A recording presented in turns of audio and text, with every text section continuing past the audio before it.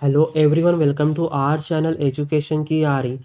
Today let's understand what is synopsis with a simple example in just a few minutes. So synopsis is a brief summary of your entire research plan. It tells what you want to study, why it is important and how you plan to do it. In simple way, it's like a blueprint of your research project. For example, let's say you want to study impact of social media on study habit of college students. So your synopsis will include title, that is impact of social media on study habit of college students.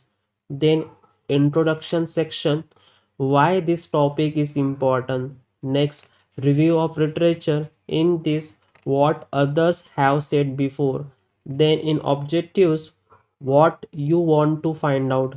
Next, research methodology, in this how you will collect and analyze data. Next, expected outcome, means what kind of result you expect. And last, references, that means sources you have used.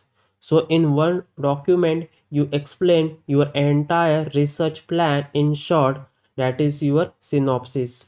In short, a research paper show what you found, but a synopsis show what you are going to find and how.